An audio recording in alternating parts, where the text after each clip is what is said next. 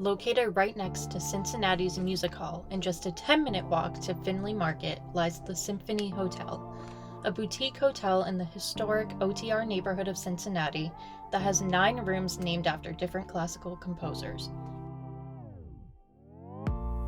Today I'm taking you on a tour, so let's get into it.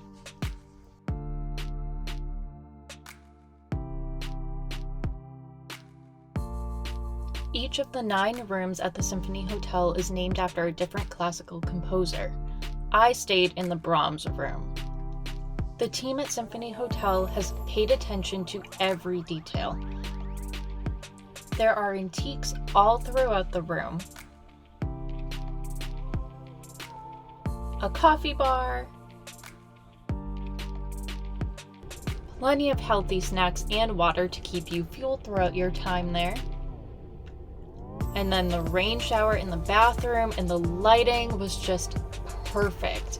Everything about it set you up for the perfect time getting ready to head down to their jazz dinner, which is hosted on Friday and Saturday nights.